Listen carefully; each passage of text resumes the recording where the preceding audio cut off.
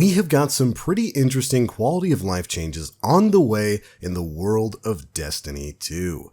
What's going on, Guardians? My name is The Black Link, and we are going to be covering this week's issue of the Bungie Weekly Blog, This Week at Bungie, for Thursday, March 28th, 2019. This one's going to be giving us a sneak peek at some of the upcoming quality of life changes we'll be seeing when Destiny 2 Update 2.2.1 goes live in just a week or so. And some of these incoming changes are actually fairly significant beneficial changes for players. So let's go ahead and dive on in. Now, first things first, you've no doubt noticed that a very specific Nightfall mission is available this week. That's right, the Corrupted, which a lot of Guardians have been waiting for a long time, since it's one of the requirements for completing some of the Dreaming City triumphs.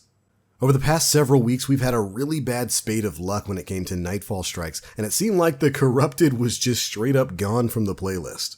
But it reappeared this week, and we also got to hear a bit from Bungie about how they're looking to prevent some of these long spaces of time where we get repetitive strikes and even bounties we'll talk about in just a little bit from happening again. Here's what they had to say. This week, the Corrupted is available for Forsaken owners to complete. If this is the last checkmark you need for the Dreaming City seal, make sure you head to the Dreaming City before the weekly reset. Moving forward, we'll be putting effort into preventing streaks where specific Nightfalls appear multiple weeks in a row or don't appear at all for months. And we'll be making sure your experience tackling strikes associated with seals isn't feast or famine.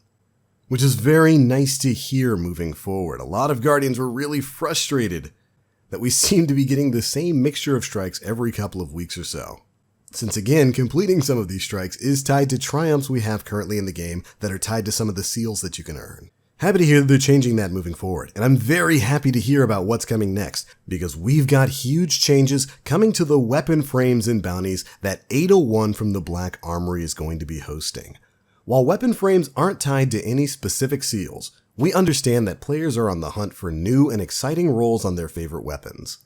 Since Black Armory released, there have been a few streaks where sniper rifle or machine gun frames didn't appear for many weeks in a row. In Destiny 2 Update 2.2.1, ADA-1 will begin offering all weapon frames each week. While players will still be limited in how many different frames they may acquire per week, we are removing the weekly rotation.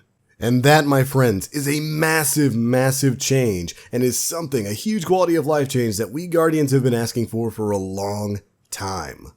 There have been more than a few people out there looking to get the perfect roll on the Black Armory sniper rifle or the machine gun, the Hammerhead. And it can be really frustrating when you go week after week after week without either of those weapon frames showing up. So the fact that we're going to have access to all of the weapon frames every single week is exactly what the doctor ordered, in my opinion. Great quality of life change overall. I was definitely very happy to read about that, but that's not where this is ending.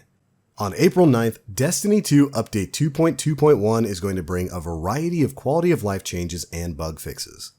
And we actually get a very short sneak peek at some of the changes we'll be seeing when April 9th rolls around. So let's go ahead and dive on into those as well. First up, for Dreaming City cosmetics, the drop rates for the Ghost, Ship, and Sparrow have been doubled, tripled, or more for their respective activities.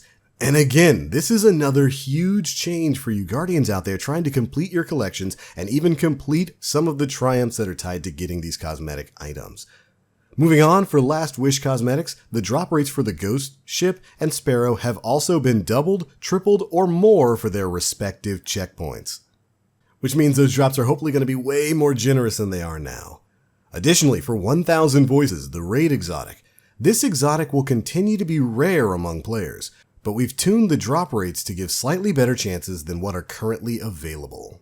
So it seems like the 1000 Voices is going to have a slightly better drop rate, but it's still going to be considered a rare drop at the end of the Last Wish raid.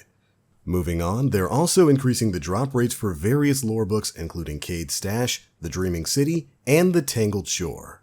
And we're even getting some incoming changes to the way the invitations of the 9 work. Currently, players must complete an invitation of the 9 by Tuesday reset in order to have a new invitation appear on Friday. So basically, if you pick it up on Friday from Xur, but you hold on to it past the Tuesday reset, when Xur returns that week, the next step in the invitation of the 9 wouldn't show up. But after update 2.2.1, players will have until Thursday's reset at 10 a.m. Pacific time to complete the invitation, basically giving you an extra couple of days to finish that invitation of the 9 before you lose out on another week's worth of progression. Additionally, they're changing the Nightfall power handicap. In the Season of the Drifter, the 5 of Swords card was updated to apply score multipliers only after setting a power handicap of 100+. In update 2.2.1, they'll be adding a plus 25 and max handicap buttons to help players set their handicaps more efficiently, so that basically you don't have to sit there continually pressing the button to get to the handicaps you need. All of which are pretty good quality of life changes. Update 2.2.1, scheduled for April 9th, is looking like it's going to make the game a little bit easier to play with for Guardians out there, and this is just a small sampling of the quality of life changes we'll be seeing in that update. I cannot wait to hear more. I do believe we're supposed to be hearing something else about what they're going to be doing with Nova Warp for you Voidwalkers out there, which hopefully means that class is going to get a very much needed buff in both PvE and PvP. But additionally, update 2.2.1 will also kick off Arc Week, which is going to be a celebration of Arc energy in the Season of the Drifter. Cannot wait to see what's going to be coming in that. But alright Guardians, that's pretty much it for the biggest bits of news in this week's TWAB. The last thing there really is to talk about is that Bungie's going to be cracking down on some apparent cheating in Destiny 2.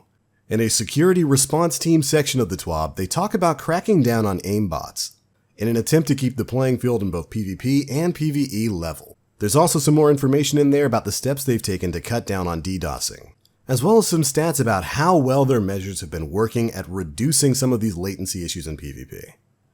There will of course be a link to the TWAB down in the description box below if you want to check out the full article on any of this stuff. And then finally, a few weeks ago we got some matchmaking changes for Gambit Prime. These were done in order to help solo queuers have a bit more of a fair time in the Gambit Prime game mode. And apparently they've reevaluated those settings and have made some further tweaks to try to get that matchmaking to be even fairer for solo play. So if you're a solo Gambit Prime player, hopefully you'll notice a bit better of an experience matchmaking in that game mode. But alright Guardians, that is pretty much it for the biggest bits of news contained in this week's issue of the Bungie Weekly blog, This Week at Bungie.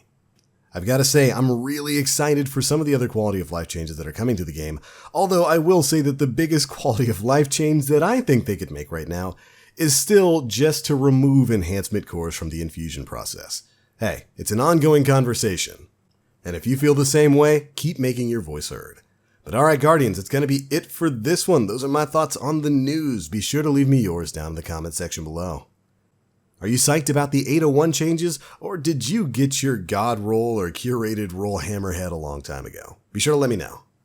And if you enjoyed the video, feel free to drop a like, make sure you subscribe, and hit that notification bell to stay up to date with all the latest stuff we're putting out. But alright, I'm out for now. Thank you Guardians so much for watching, and as always, I am the Black Link. You Guardians, stay frosty.